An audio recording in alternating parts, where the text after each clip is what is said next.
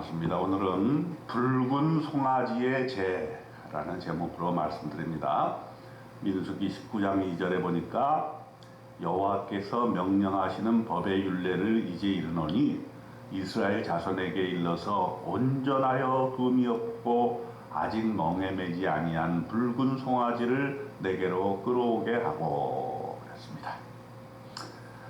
자, 우리 민수기 19장에는 정결에 대한 내용, 청결에 대해서 말씀을 하고 있습니다.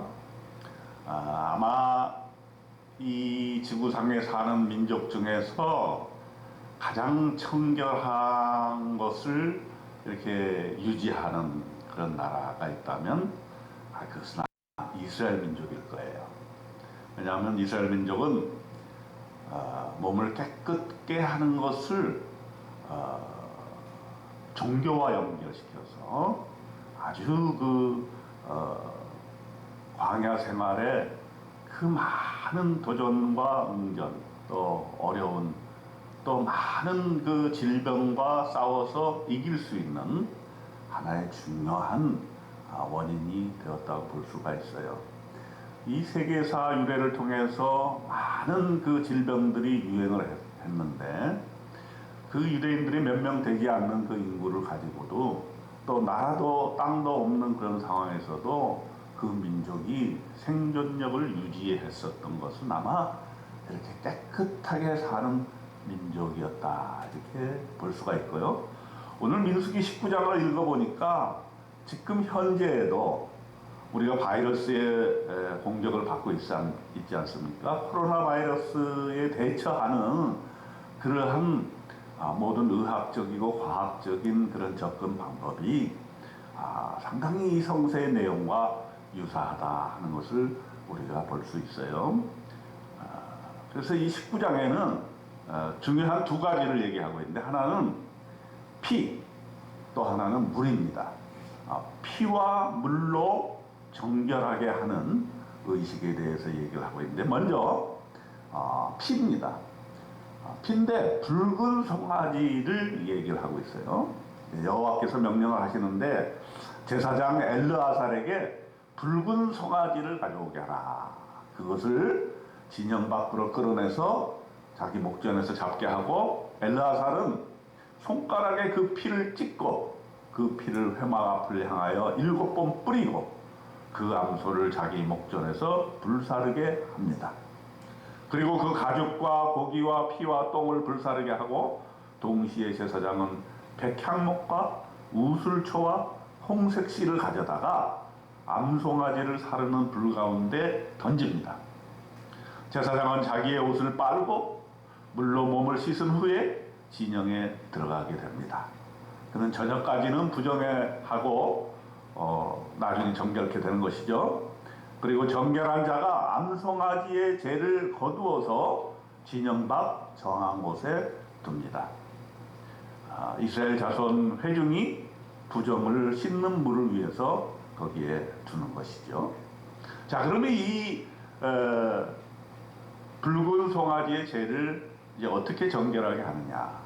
제일 먼저 시체를 만진 자가 부정하다고 봅니다. 여러분, 시체를 통해서 사실은 많은 질병들이 옮겨 다니게 되는 것이죠. 그래서 시체를 만진 자는 이래 동안 부정하다 성경이 말씀하고 있어요. 여러분, 요새 코로나 이전에는 14일 격리를 했지만 지금은 7일을 격리를 하죠. 상당히 유사한 면이 있어요. 이래 동안 부정하다, 시체를 만지게 되면. 그리고 중간중간에 정결케 합니다. 어떻게 하냐면 셋째 날과 일곱째 날에 잿물로 자신을 정결하게 하는, 이 뭐예요? 소독을 하는 거죠. 소독. 또한 장막에서 사람이 죽을 때 이래 동안 부정하다 하는 것이고, 또 다른 물건들 뚜껑을 열어놓고 덮지 아니한 그릇은 모두 부정하다 그랬어요. 그렇기 때문에 사람뿐만 아니라 이런 그릇들도 부정하기 때문에 깨끗하게 정결케 해야 된다는 것이죠. 또 들에서나, 이건 야외죠. 시체나 무덤을 만졌으면 이래 동안 부정하다.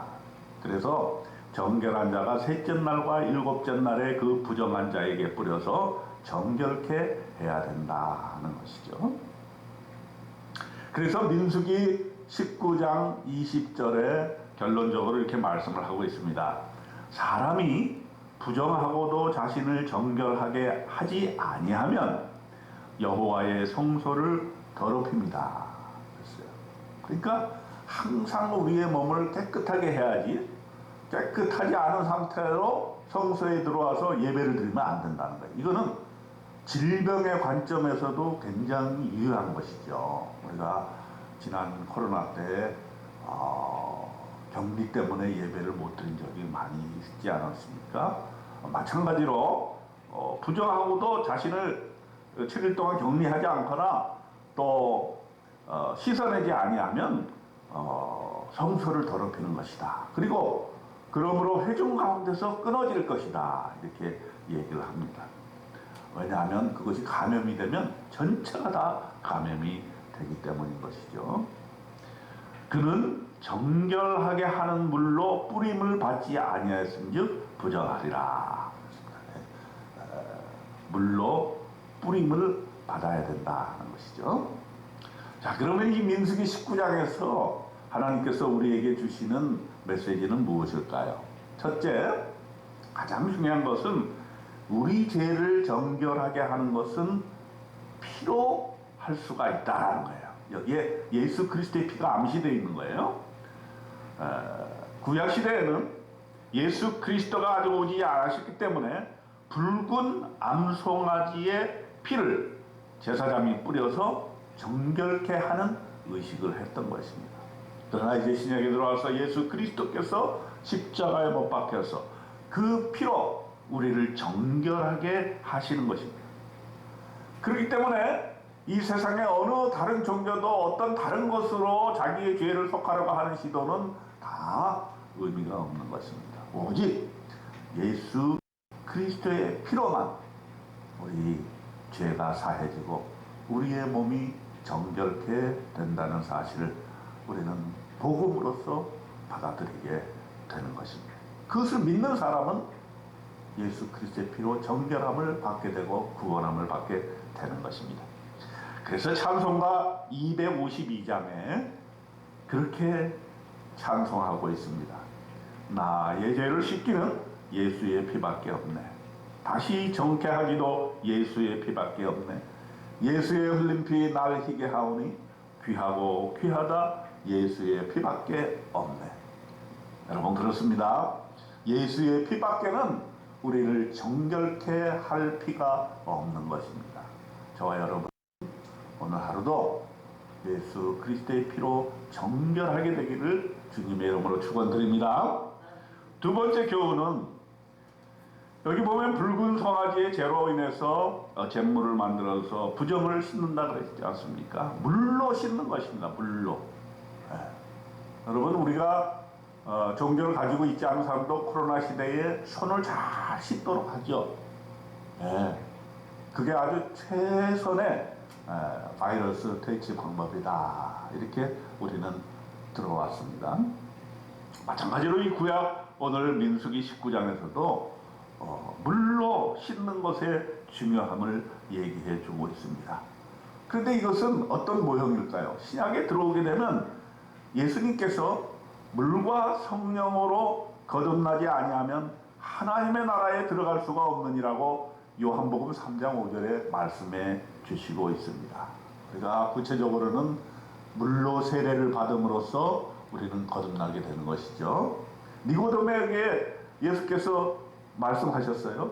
예수께서 대답하여 이르시되 진실로 진실로 네게 이르노니 사람이 거듭나지 아니하면 하나님의 나라를 볼 수 없느니라 그랬습니다. 이 니고데모에게 주신 말씀은 하나님께서 예수 그리스도를 통해서 우리에게 주시는 말씀이라고 볼 수가 있습니다. 물과 성령으로 깨끗이 씻음 받고 새로운 인생으로 거듭나야 한다는 사실입니다. 구약에서 물로 부정을 씻어낸 것처럼 우리도 물과 성령으로 깨끗하게 씻음 받고 거듭나서 새로운 삶을 살게 되는 것입니다.